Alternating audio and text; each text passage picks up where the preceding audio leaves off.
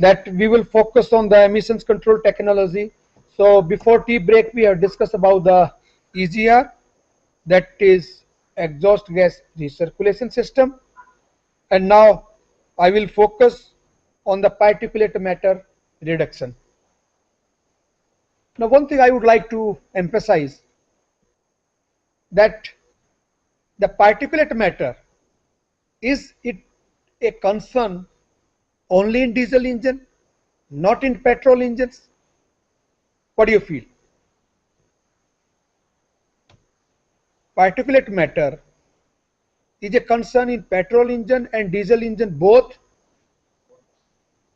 Both. So it is found in both.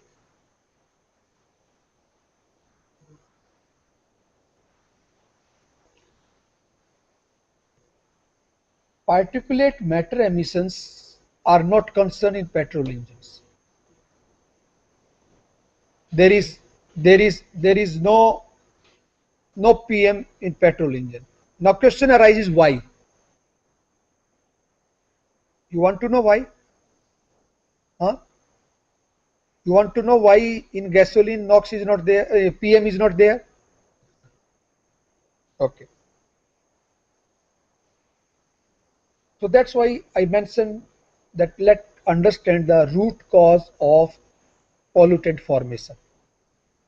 So NOx was produced because of the high temperature, and high temperature may go in petrol engine as well as in diesel engine. Now particulate matter, what is the cause of formation? You know there are two types of combustion. One is the homogeneous combustion, one is heterogeneous combustion. Homogeneous combustion is like a air and fuel are mixed properly. So there is enough time to mix the air and fuel. Number two, when they are mixed properly, the combustion is initiated and it is homogeneous combustion. It is flame propagation. So flame front is traveling from the spark plug continuously and it is reaching the farthest point. Now what is heterogeneous combustion? Where that air and fuel are not mixed homogeneously, properly. Now why properly? Because in diesel engine we are sucking only air and fuel is injected later on. When the fuel is injected, so suppose the combustion chamber volume is like this, so it is injected at a center. So it is not possible to mix in the complete combustion chamber. So wherever there is a air fuel ratio is found around 16 or 15, combustion may start, and in other area it may not start. So the combustion take place in pockets, not continuous. So suppose it is the combustion chamber. So here it may take, here it may take, here at different points. Have you seen candle burning? What type of combustion is there? What type of flame is there? It is homogeneous or it is a heterogeneous combustion?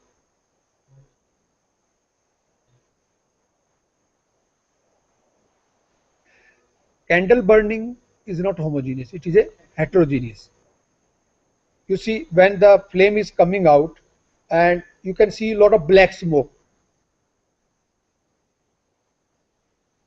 because that fuel and what they are not mixed properly. Air is in a natural way, air is coming and just interacting with the fuel and forming the air fuel ratio, then it is burning. So heterogeneous combustion cause soot formation and particulate matter formation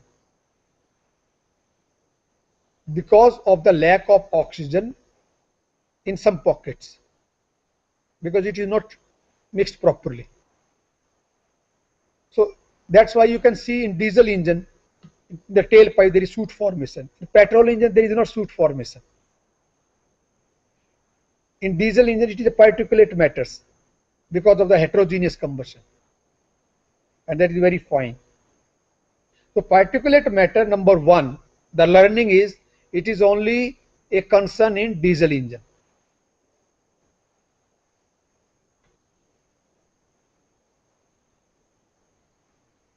As I told you, the particulate matter, when we inhale along with the air, it travels into the lungs and it causes the cancer in the lungs, and it may create breathing related problems. Look at the emission trend in diesel engines. From Euro 3 to Euro 4, there was a reduction of 50% in particulate matter and in NOx reduction. 50%. And if I go to Euro 2, Euro 4 to Euro 5, 80% reduction in particulate matter. And here it is a challenge. How I reduce it? How I can reduce the 80% particulate matter, because it is treated as a carcinogenic. Lungs cancer it may cause. So this we will discuss. The technology which has been used is diesel particulate filter. Now, what it means? It means it is a mechanical trap where the soot is accumulated. In that, the DPF will accumulate the particulate matter and soot. So you can see this is the diesel oxycatalyst, and here we have HC and CO. DOC is diesel oxycatalyst. Then it is passing through the diesel particulate filter, and there is a reduction of 90% particulate matter by the technology of DPF, diesel particulate filter.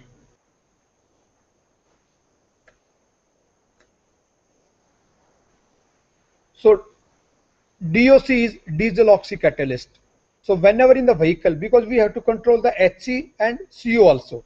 So for that we are using a diesel oxycatalyst, which will convert the HC into H2O and CO2, and CO is treated as CO2.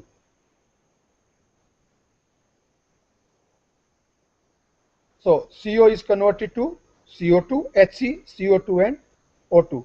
And basically in DOC, it contains palladium and platinum, which serves as a catalyst to oxidize.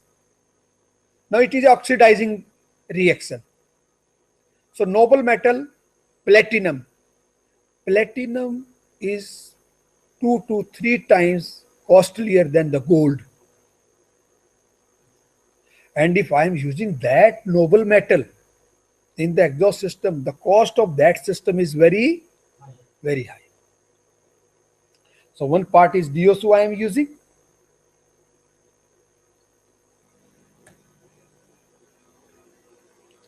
Then we can reduce gravimetric particulate emissions by combining the DOC and DPF technology. So I have the DOC, which will reduce the CO and HC, and after DOC I am putting a DPF. So DOC will reduce CO and HC, or DPF will reduce the particulate matter, and EGR will reduce the NOx. So combination is DOC, DPF, EGR.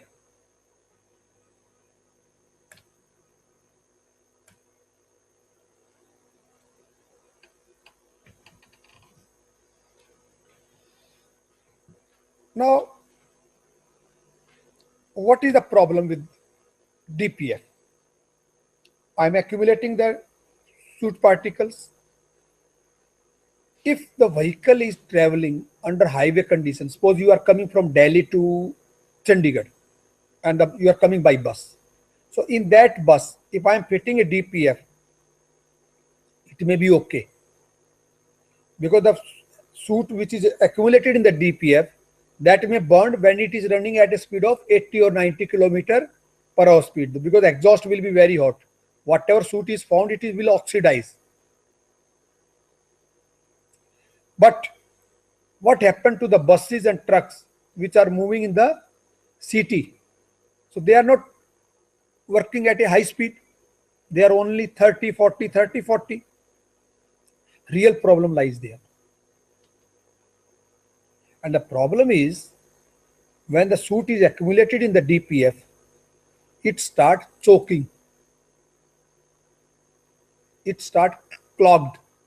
Clogging may take place and it may completely or partially clogged. And if clogged, what happens? If it is clogged, then back pressure of the exhaust system will increase. What will happen if your exhaust gas pressure increases? So what? If the back pressure increases, engine performance start reducing. And if the back pressure reduces significantly, engine may stop. Engine may stop. It will not work at all. So that is the problem.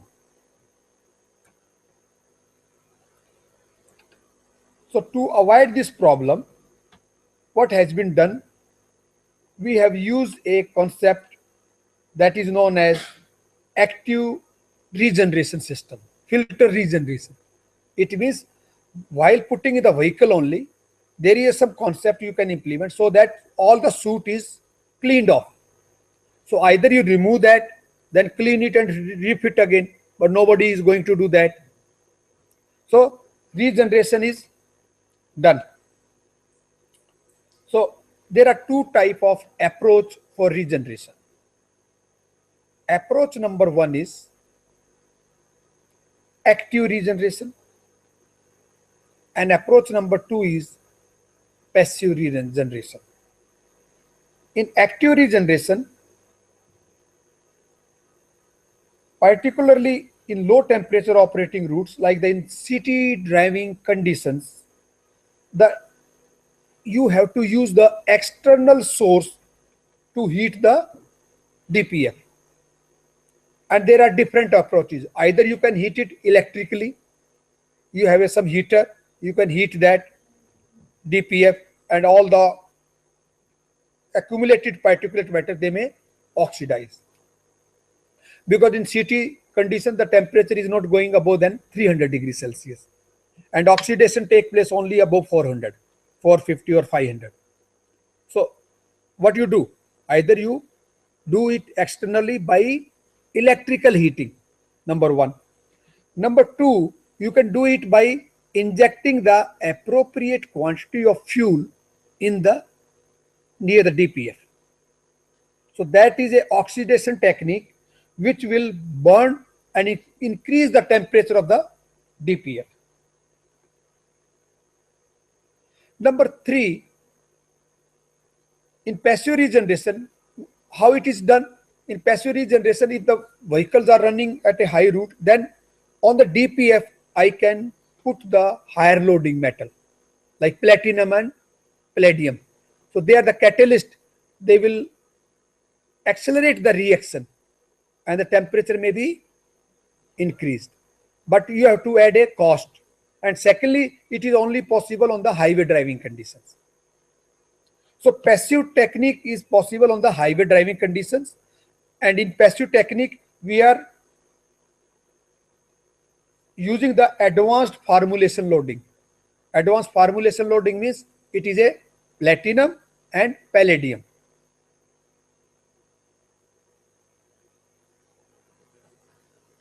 Regeneration technique, passive regeneration that I told you, catalytic formation, and active regeneration is heater and real-time injection.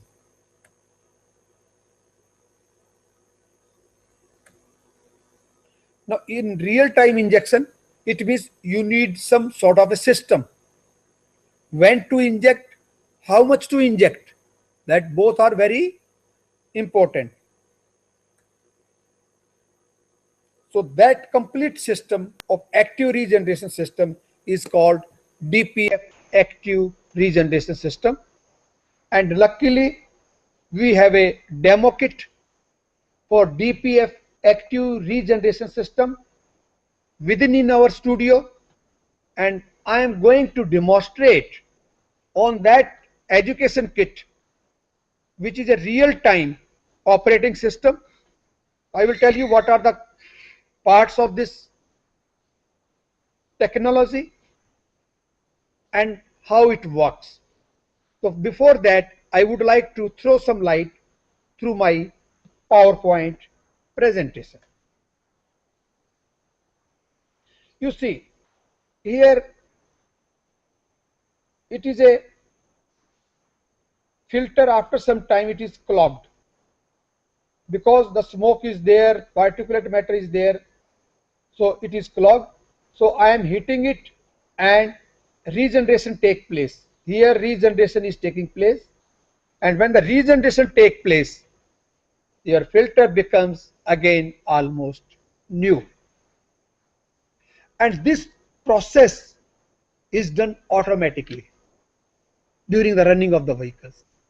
Driver need not to do that, because all the drivers, operator, owner, they are not interested in controlling the emissions. They are interested more in the fuel economy. So if pollution is increased, they never bother. But environment bother, society bother, country bothers, global warming bother. So all these things are happening, you know. Let's look at the principle of operation of this active regeneration system. So we have a DOC, diesel oxycatalyst. Then we put the DPF, that is a diesel particulate filter. Then we put the electronic control unit, a real parameter monitoring system, and regeneration control strategy. A fuel reservoir, from where generally we take from the diesel fuel tank or return of the fuel pump, a small reservoir. Then fuel injector we need, and these fuel injectors are of very high quality because they are mounted on the DPF in the exhaust system, where the temperature is 200, 300 degrees Celsius. So the quality of the injectors is very important. On-board indicator on the vehicle driver to monitor the system health. If something goes wrong, the driver should be able to understand that there is some malfunctioning in the DPF. So you please go to the service station and go for the necessary changes. Diesel fuel is injected in the hot engine exhaust and the temperature is raised. But here the important point is how much, what is the quantity of the diesel fuel which is to be injected and when to be injected. So both are very critical and having a paramount importance. This is the schematic and structural configuration of the diesel particulate filter regeneration system. Look at this. We have a diesel tank. Diesel fuel is coming, so I am using some sort of a filter, and then this fuel is through the ECU command, then it is sent. Here we have a pump inside this. It is pressurized to 5 bar, and then the fuel is coming to the injector, which is mounted here. It is clear? It is mounted in the exhaust system. Now when to inject, how I know it? So for that, what we have done, we have put a back pressure sensor which monitor the exhaust back pressure. Clogging means pressure drop will be more. Suppose when I put the new filter, the pressure drop was, the pressure was in the exhaust system say 120 kilopascal. When the clogging start, it will start increasing. The pressure may become 140 kilopascal. When the pressure is 140 kilopascal, it means delta P is around 20 kilopascal, then I can put in the control strategy. Okay, now this is a condition. That is one condition, but what about other conditions? I should have the temperature also measurement. So I measure the temperature also here. Because why temperature I am measuring? Because when I am injecting fuel, so the condition is okay, back pressure has increased, now inject. But I should inject when there is sufficient temperature there. If the temperature is below 200 degrees Celsius, whatever fuel I will inject, it will not oxidize. So the condition is I should have enough temperature, that is around 210 degrees Celsius. Only then, if both the conditions met, and I can put some other conditions also, it is a control strategy. For the very basic, I tell him, I just would like to emphasize on the very basic concepts. So temperature and pressures are monitored, and based on the temperature and pressure, if they meet the requirement as per the control strategy, the fuel will be, ECU will dictate the pump, okay, now inject the fuel here. How much quantity? For what is the duration of injection? How long I inject it?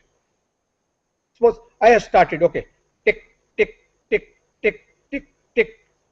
But when I stop, at what rate I should inject? The idea is, suppose the temperature of the exhaust gases is 220 degrees Celsius and I need to achieve 500 degrees Celsius. So I know the mass flow rate, I know the specific heat of the gases, and I want delta T, say I want to raise the temperature by 300 degrees Celsius. So I will find out the mass of fuel required, that is Cp is equal to T2 minus T1, knowing the calorific value of the fuel. So that quantity of the fuel I am going to inject, and continuously I am monitoring the temperature of the exhaust system. When the temperature again rising, then if it is reaching very close to 500, then what should I do? I should stop the injection. Am I right? How to stop? Again, there is some, and I cannot stop abruptly. I should give some time. So that is all built up in the ECU, which we have to show you on in the studio. So this ECU includes control electronics. There is a ICs, some driver circuit, injection pump, and then because I am monitoring the back pressure from the exhaust system, so this back pressure, if I am giving directly to the back pressure sensor, it is exhaust gases, some dirt is there, it may damage it. So there I have to use a water separator. You see in the ECU box here, you can see a water separator.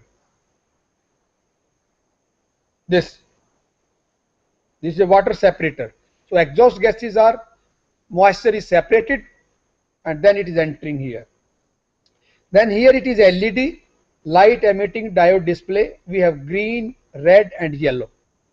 If there is any malfunctioning, it will display here. What is the error code? That again we can check and we can know what is the problem. Another important thing, we want that all this monitoring, exhaust temperature, exhaust back pressure, engine speed, engine load should be monitored continuously. So we have a arrangement of data logging. So data is logged when the vehicle has started, what is the temperature, what is the pressure, what is the driving cycle, everything is monitored in this, and that data you can retrieve and you can look in last 1 week how many times regeneration has taken place. So that is also very beneficial for the research purpose. Now I am showing you another picture of active regeneration concept. You can have a look. Here it is an engine. Here I am measuring the temperature. Here it is a heater which may be optional, because if sometimes your fuel is not working, you may have the electrical heater also. Then you can put another temperature sensor. Here this is the DPF, before DPF and after DPF. So these are the optional. You can use 2 temperature sensor, 3 temperature sensor, 4 temperature sensor. So your control strategy will change according to the temperature used. More the information, more the accuracy, more the complication.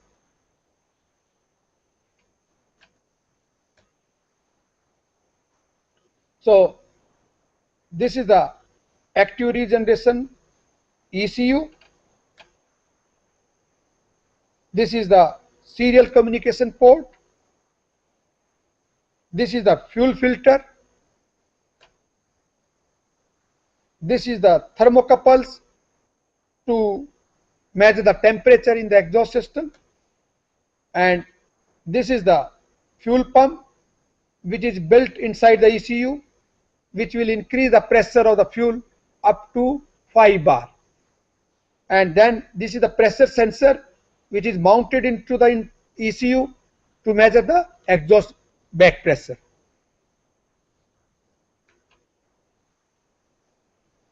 And these are the fuel inlet and outlet, because the extra fuel may go out to the tank. This is the spring nozzle, which is mounted on the exhaust system. And this is the water separator, which is used in the ECU box. Here, this is the water separator, which is shown here. So now you just have a look on the different parts of the active regeneration system: water separator, ECU, communication port, fuel filter, thermocouples, fuel pump, pressure sensors, and fuel supply. And then over and above you have a diesel particulate filter. This is the ECU.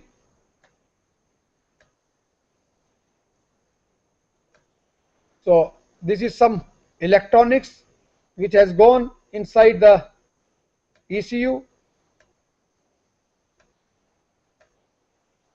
It defines the microprocessor speed, working voltage, channels, analog to digital converters.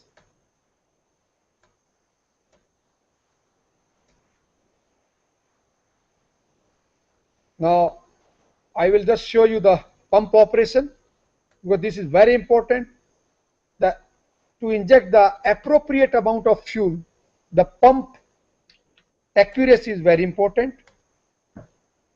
In each pulse, it can inject 64 microliter of fuel.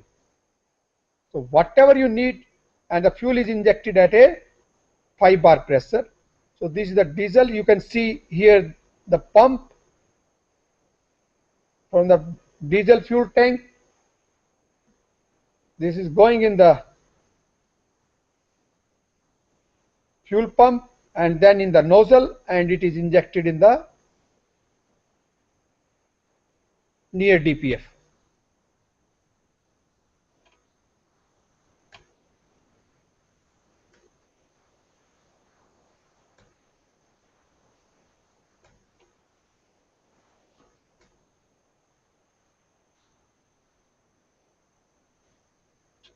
Now these are the different parts of this pump. This is the metric pump. This is the spring. This is the pintle,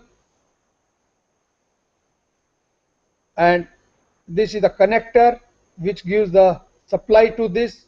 The pump can be operated at 12 volt as well as at 24 volts, because in USA most of the big trucks and buses, they have the battery supply of 24 volts.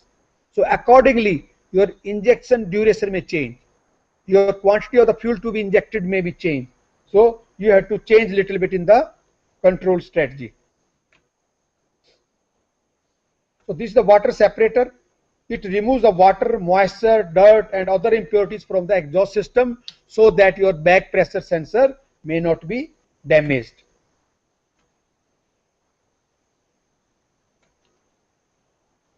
fuel filter to remove the impurities. Then this is a pressure sensor which is measuring the, it is differential type, its range is 0 to 100 kilopascal difference, voltage supply is given. Then you have the thermocouples which are K type thermocouples which has been used in the present application. Now what I would like to do now with this background, because I have shown you each and every component on the presentation, I would like to demonstrate on the components lying on the table, and all these parts. You can see the functioning of each and every part. You can see the physical concept of the parts and how they are operating. Everything we can see. In the meantime, the camera is coming on the system. I will discuss with you the wiring diagram of this system. Like here you can have a look. You have two thermocouples.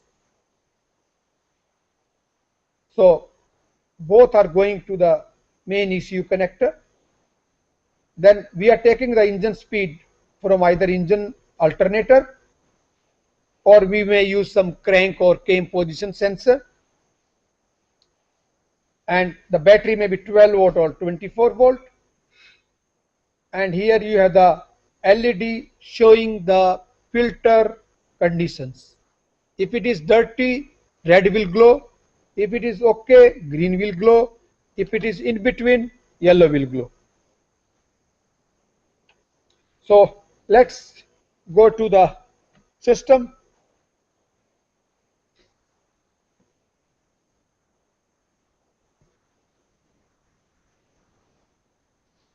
Again, here we have power supply,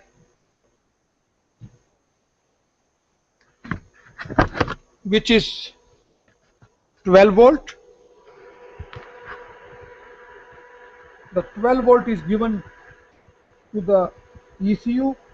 This is a wiring harness, the green color. You can see this is wiring harness. Whether the supply is on, and if there is any malfunctioning in any of the circuit, this is a MIL. You can say malfunctioning indicating lamp. If there is a problem, it will blink from green to red or yellow. Then you can have a look. This is the thermocouple, K-type thermocouple, which is mounted in the exhaust system just before DPF, before diesel particulate filter. This is another K-type thermocouple which is mounted after the diesel particulate filter. These both have the capability to measure the temperature up to 1000 degrees Celsius. The selection of what type of thermocouple is used, which is very important from the accuracy and from the durability point of view. Now next, come to the water separator. This is connected to the exhaust system. Exhaust back pressure is measured. Exhaust gases are passed to the water separator, and then it is going to the ECU,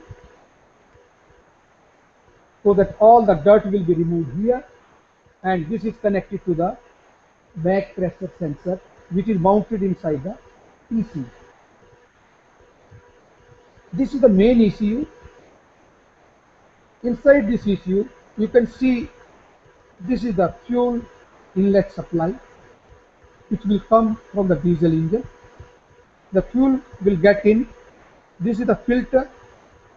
Any impurities in the diesel fuel will be removed here, and then it is supplied to the pump, which is mounted inside the ECU. The outlet pressure is around 5 bar, and from here the a high intensity and density pipe will be connected to the nozzle, which will be mounted on the exhaust system.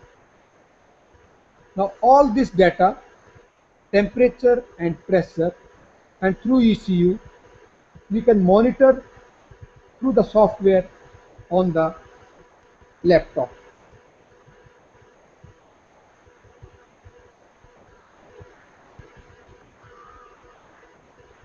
Now you can see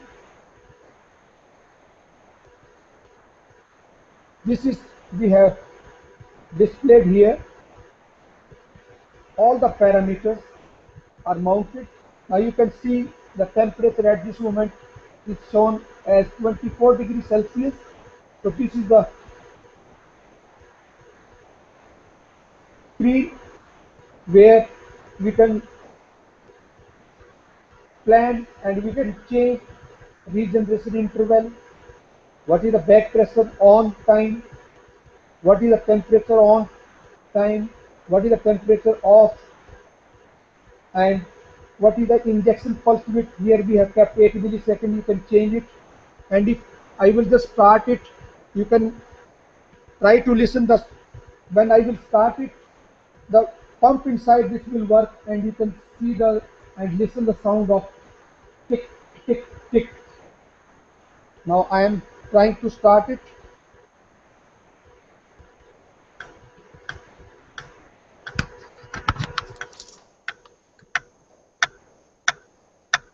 You can see the sound, pump starting operating, fuel is going, can go in, and now it is to be injected. The tick tick, that is at around 8 millisecond pulse width is there. You can listen it.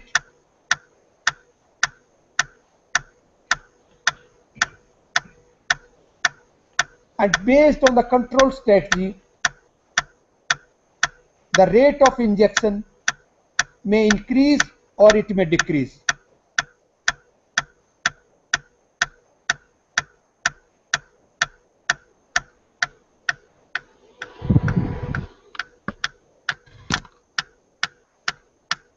Now when this fuel is injected, where it is to be injected, now look at this. This is a very complex design DPF. You can see, you can focus here. This is a diesel particulate filter. It has got a honeycomb structure. You can look at this, and we generally define it like this is 400 CPI. CPI means cells per spare inch. 400 cells in 1 inch area is there. So you can see how fine the cells is there. So exhaust gases are passing through this, and all the soot will be found in. Again you see, we have developed a control strategy. You can see the sound is now increasing. The rate of injection is increasing now. Just listen it. It is increasing.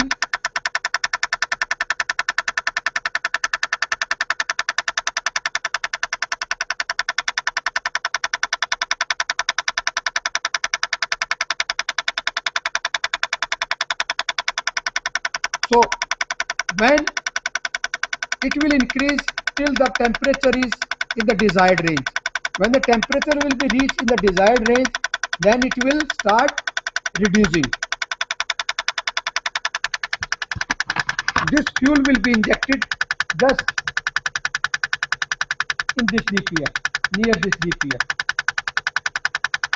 When the fuel will be injected here, oxidation will take place, and it will burn all the soot which is found inside this diesel particulate filter. And the condition of this filter will become again brand new. So why we are doing like this? Because this filter costs around 45,000 rupees, one filter, this one. And if I am coating it with platinum and palladium, another I am adding 40,000 rupees. The cost of this filter with coating is around 85,000, more than the cost of a motorcycle.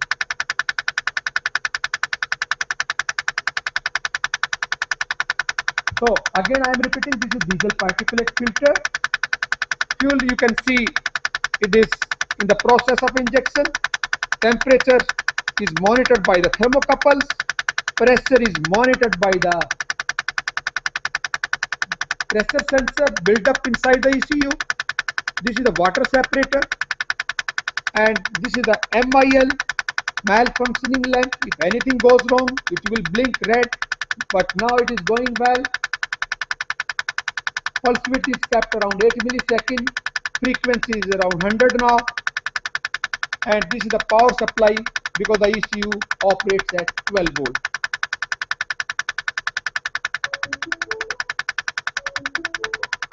Now I am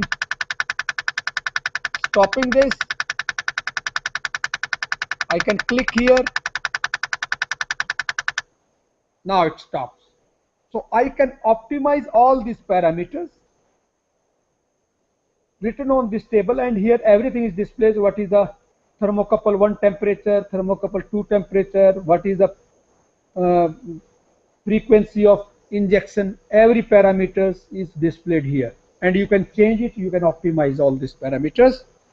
Thank you. Now I think we can have some questions, because this is a very important technology, and for your kind information, this technology at this moment only available in USA, Japan, Germany. In India, this technology is not implemented at all. It may be implemented in a year or two. So the technology which I am showing you, it is even not available in India as on date, but it is coming shortly. It is in research stage. We have developed it, and it may be fitted in the vehicle from 2016.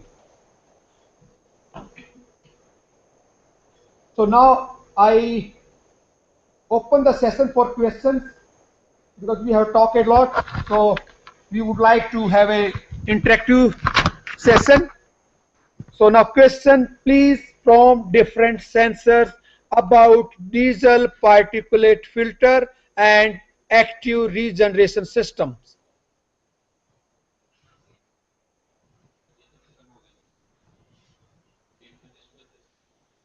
With demo we have finished, yeah.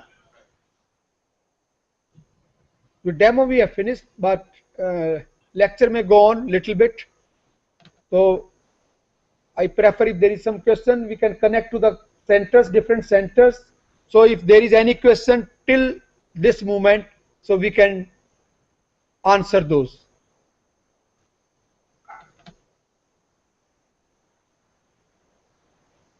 Yes, please.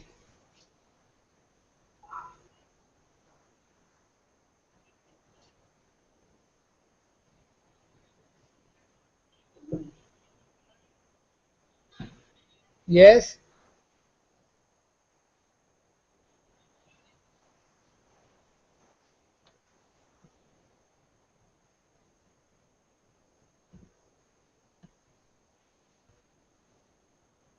Hello. Yes, please. Hello, sir. Yeah. Sir, you told about heterogeneous combustion and homogeneous combustion as well. If I define both of these combustion in terms of their comparison, then how can we articulate that as far as I am concerned, with heterogeneous combustion, that it is defined as the combustion of different substrates or specifically about incalculable amount. Either in a calculated amount of different matter or incalculated amount of different matter, as far as I am concerned, the heterogeneous combustion.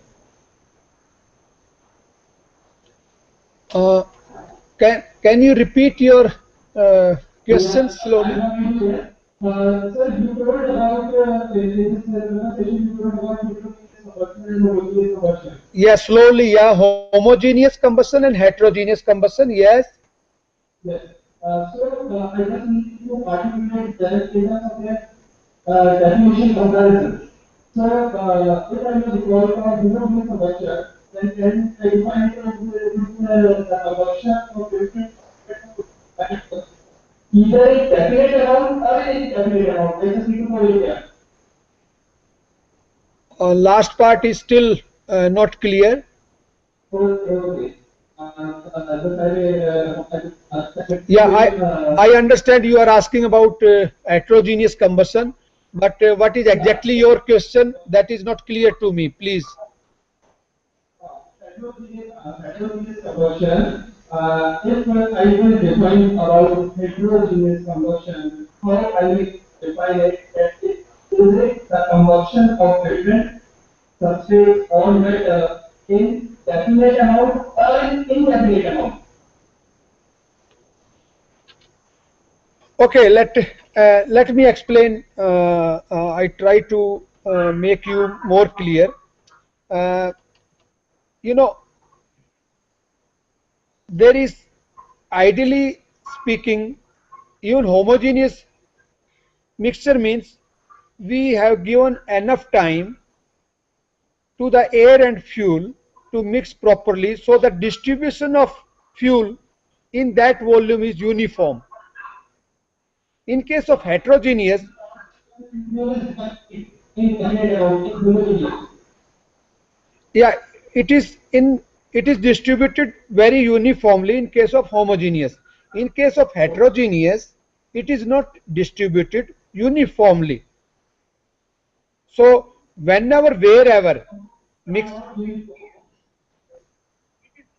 whenever, wherever the mixture is suitable for combustion, for oxidation, oxidation take place.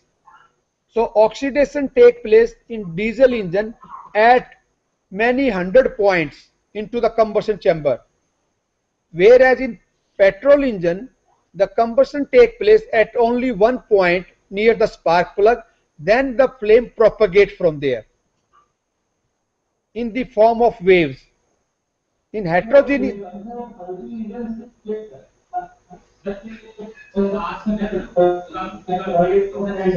What you were speaking about heterogeneous combustion. So the running of the tender includes basically the definite proportion of different matter present in the applied conditions or in the physical conditions or in the indefinite conditions. I just need to ask her how the methodology. yeah, if you use blending of petrol, 1 minute. What was the question? Can you just click again? Okay. About heterogeneous combustion. If I will compare the definition between the homogeneous and heterogeneous combustion, so when I define it, say I will start with the heterogeneous combustion, that it is defined as the combustion of different states or matter present in the system, either with definite amount or with indefinite amount of proportion.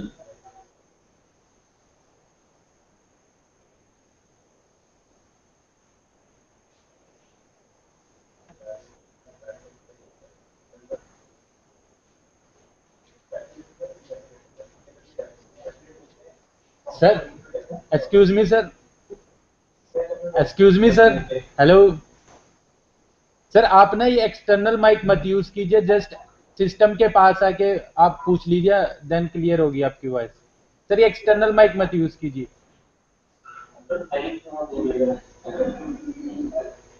Sir just system के पास आके अपना question पूछ लीजिए Okay, I will break up the order again. Heterogeneous combustion. Mike मत use कीजिए आप, don't use mic. ये वाला माइक मत यूज कीजिए. हाँ अब ऐसे आ रही.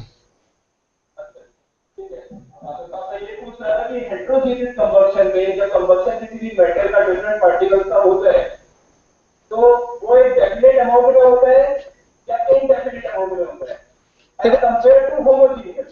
नहीं देखो, I think there is a little bit confusion. I am नहीं आप वही I am trying to answer. It is not, the combustion is not of the particulate matter in the combustion chamber, but when we are talking about the homogeneous and heterogeneous, it is the first, primarily it is the mixture, whether the mixture is homogeneous or the mixture of air and fuel is heterogeneous. That is the first thing. Sir, that is the first thing. If I correlate it with the ICGL terminology. Terminology. Correlate with the कि वहाँ पे क्या होना चाहिए. जैसे आप burning of candle आपने example दिया था, it is day to day example of hydrogen combustion. I agree with it. It is an heterogeneous combustion because smoking उसमें प्रोड्यूस होती है. अब मेरे पास स्मोकिंग के blacking smoke comes out of reduces to white state with the only with the aid of the flame. तो candle की burning हो रही है. तो तब मैं उसे कैसे रिड्यूस कर सकता हूँ उस स्मोक मिलाने के लिए. स्मोक को रिड्यूस करने के लिए what you can do, you can proceed from heterogeneity to homogeneity. Yeah, that is the only method. Means what I can do, like if you see from the engine point of view, I can increase the injection pressure. Earlier we were using around 200 to 300 bar injection pressure in diesel engine, and nowadays we are going above 1000 bar. Why we are going to 1000 bar? Because to increase the homogeneity, so that atomization of the diesel fuel is very fine and it can mix with the air and it is more homogeneous as compared to earlier. So the PM can be reduced by atomizing the fuel of the diesel at a very high pressure, and then it will be mixed easily because very fine drop nanoparticles will mix very smoothly, very homogeneity in the air, and it will result in lower PM reduction. Okay. Yeah, please. Please explain the structure and material used for DPF. And sir, another question is, if we use blending of petrol like in Brazil, can the problems of emission can be controlled, and by what extent? So first question is the structure and material used for DPF. The DPF structure is, it is like a honeycomb structure, you can see, and we define this as a, either it is 200 CPI or it is 400 CPI or it is 300 CPI. CPI stand for cells per inch. If I am looking at one cell,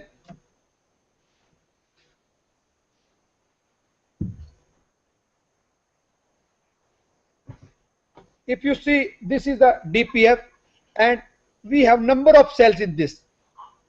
So suppose this area is say 8 inches. So 8 inches square area, if I am using a terminology 400 cells per inch. So in this you have 400 into 8, 3200 cells will be there. This is the cells, small cells. More the number of cells, more will be the reactivity, and but more will be the sensitivity to back pressure also. So this material what we are using, generally commonly material used is ceramic. We are using ceramic for making the DPF structure, and it is honeycomb structure, honeycomb type of structure. You can see this. So that is the answer of the first question. Now second question is, if we use blending of petrol like in Brazil, can the problem of emissions? Now emission is a very broad word you have used. I want to know which type of emissions, because in petrol particulate matter is not there.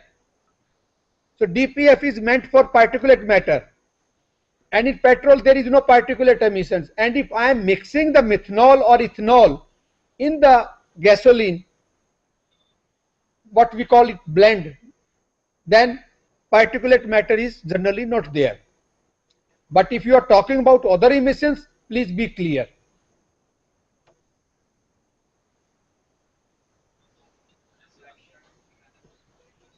Yes, please.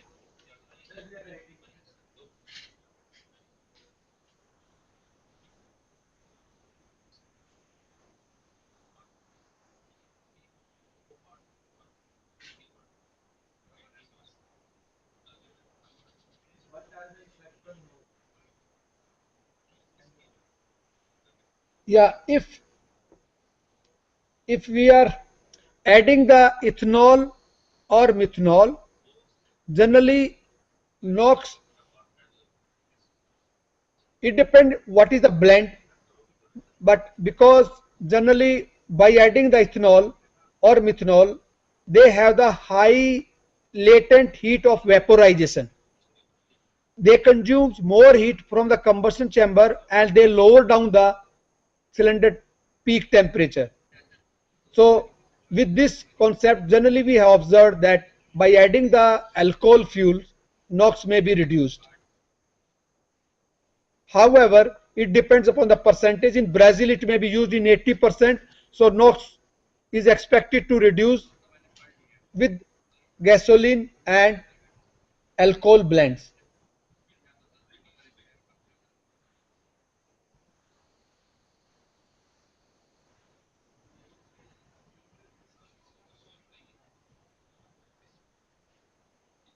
Yeah, next.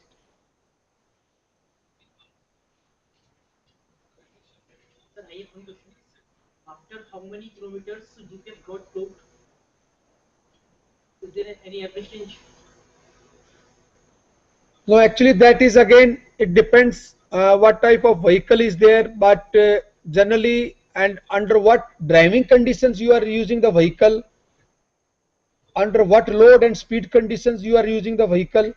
But you can say complete clogging of DPF may take place in say 24 hours if continuous running is there. And again, it depends upon the what type of particulate matter it has got, what is the condition of the engines. But again, the experiment shows that the vehicle running after 3 to 4 months may cause clogging of the, because if you are using the active regeneration system, then that measurement is not available, because continuously you are using the active regeneration system, so you cannot say when it will be clogged. But yes, when it is near to clog, suppose 70% clogging is there, that is around in 4 or 5 months. Again, it is not very precisely, depends upon the driving conditions, engine, particulate matter level also. In active regeneration system, we increase fuel ratio to increase the temperature. What is effect behind the mechanism? What he has written, what are the effect on NOx The in active to regeneration regeneration system? We increase fuel ratio to increase the temperature. What is effect on efficiency of engine? I think there is a little bit confusion in your understanding. What we are injecting the fuel, we are not injecting into the combustion chamber. We are injecting in the DPF, near the DPF in the exhaust system. So air fuel ratio, what we are talking generally terminology which we are using, that was for the combustion chamber point of view. Here in the diesel particulate filter which is in the exhaust system, we are injecting the amount of certain fuel in the diesel exhaust system, not into the combustion chamber. So it will not enhance the or neither affect the efficiency of the engine, because it is not in the engine. It is the after treatment technology. It is in the tailpipe. It is in the exhaust. So engine combustion will not be affected by doing this.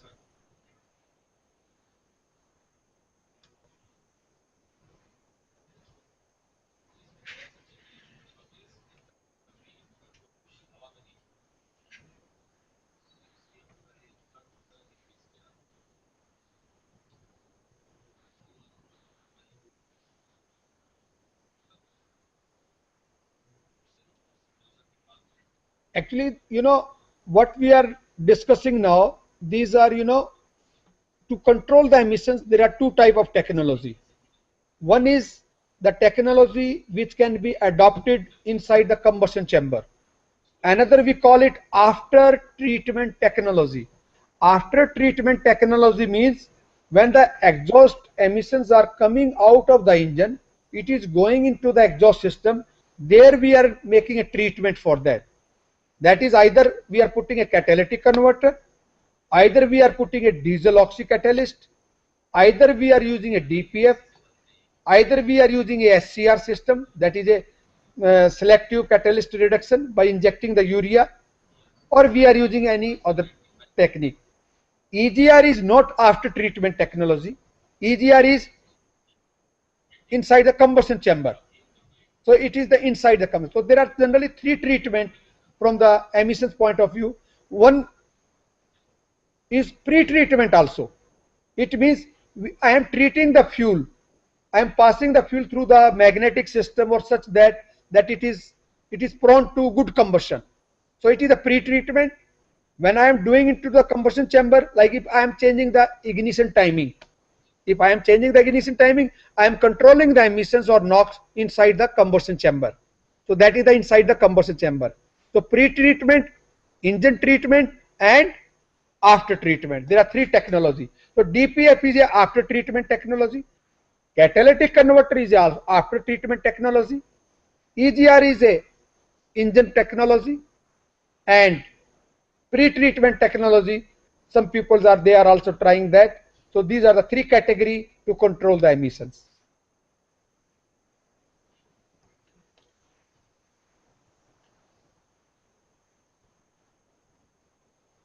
Any other question from any other center?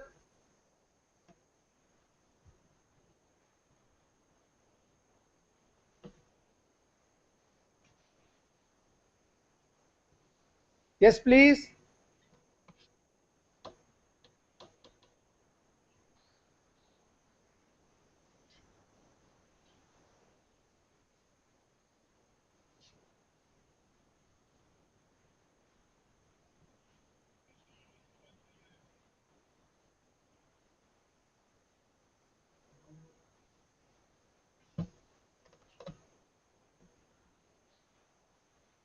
Any question, please?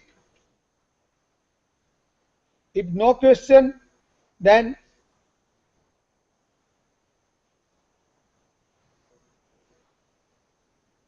I would like to summarize what we have covered in this session. We have talked about sir, why in India we are not. There is a question. Why in India we are not adhering to EU norms as per global warming issues? Yeah, there is a, this is important question.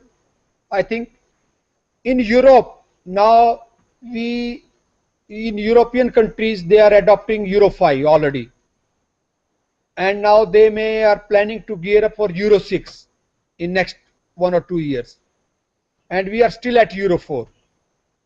So why we are not coping with the European norms? There are basically two reasons for this. Number one is the technology to integrate in the engine and vehicle. So we are far behind in the technology. Even we have the international manufacturer in India, like we have the Toyota, we have the Honda, we have the Volkswagen, we have the Suzuki.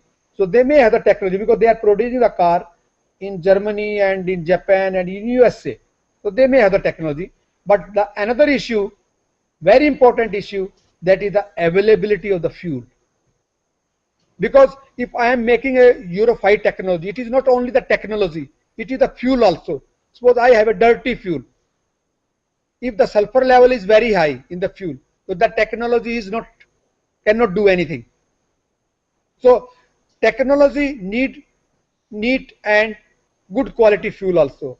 So all this refinery, and suppose if I am using a, now suppose diesel, in diesel fuel, suppose there is a sulfur level is 60 ppm and I want that it should be 10 ppm to reduce the pollution, or octane number should be high. So the refinery, to upgrade the fuel quality from Euro 3 to Euro 4, they have to invest in millions crores. There is a huge investment. Even now, for your kind information, we are Euro 4 only in 11 metropolitan cities. For fuel quality is not available in rural areas. So there still it is Euro 3 norms. The vehicle which are sold in the outside the NCR regions or outside the metropolitan city, they are Euro 3. Why they are Euro 3? We have the technology for Euro 4, but we do not have the fuel production to meet the Euro 4 requirement. So the first target is in all over India. I think we are planning in 2016, all over India you should be Euro 4. Now it is, some part of the country is Euro 3, some part of the country is Euro 4. So we want to make it one. So the fuel quality and technology, they are two issues. Fuel quality is a major issue, then the engine technology.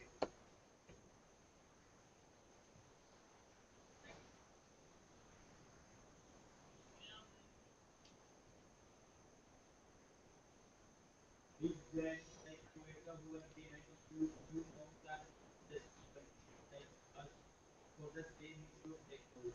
And fuel as they are also the fuel producing machines at times available at them. No, that's why I answered that the even today the fuel is not available. That is the fact of Euro 4 quality. Otherwise, we would have done it all over India. So Euro 4 is only available in the metropolitan city. So some refinery, they have to cope up with that. And then when you are introducing Euro 5, again the fuel quality is to be enhanced. And technology of the engine and fuel quality will go hand in hand to reduce the emissions. So both has to be go parallelly. So that's why technology more or less is available, but fuel quality is slightly behind in this context.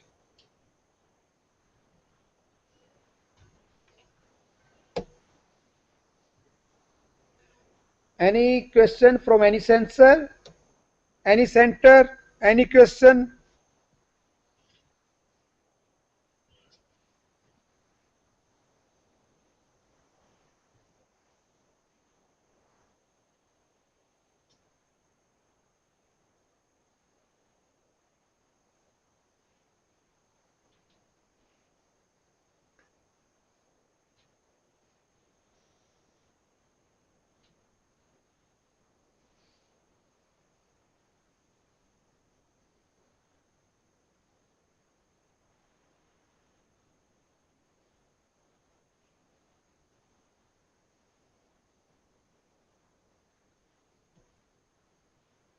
Okay, no question.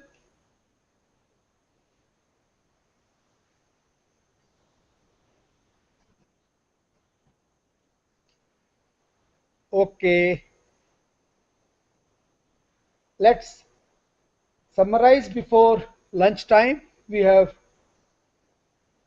2-3 minutes, so I can just summarize before the lunch.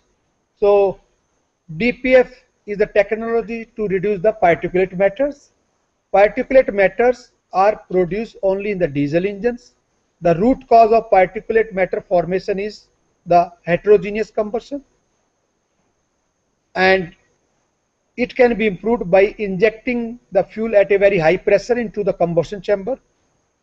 Diesel particulate filter accumulate the particulate matter, but by accumulating, the back pressure increases. When the back pressure increases, the filters start clogging. This clogging depends upon the type of engine, the running condition of the engine, the speed of the engines, and there are some other factors also. That's why, to avoid it, we have used active regeneration system, which monitor the condition of the filter when the condition of the filter is not good, it is partially clogged, then I have to decide when to inject, for how long I have to inject, and at what temperature I have to inject. For this, we have to develop the control strategy. The control strategies are the main intelligence which is inside the firmware, and then you can operate, you can test the system.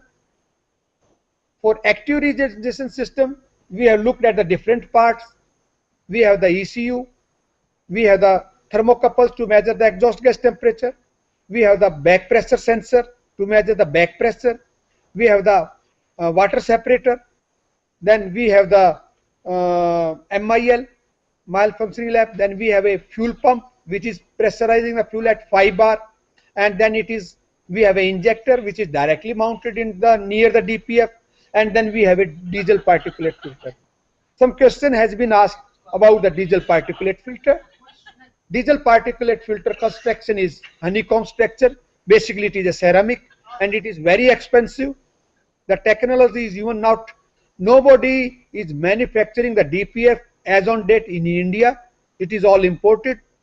DPF technology may be going to be implemented in next few years in India. This technology is already available in Japan, Germany, and USA. People are using this. Active regeneration and passive regeneration. There are two concepts, two options available. Active is what we are using, either chemically we are heating the DPF, or by electrical method we are heating. That is also possible. Then in passive regeneration, we are coating the noble metal in a larger quantity. The cost increases, but that is suitable in the highway driving conditions. So all these things are available for diesel engines, for vehicles. DPF is a technology which may see the light in by 2016 in India. The fuel quality should be also available to cope up with the engine technology. And before T, we have used the EGR technology. We have the demonstration how to reduce the NOx, what is the origin of the NOx formation, and how they affect our health also. And now we have a lunch break, and we will meet you again around 2 o'clock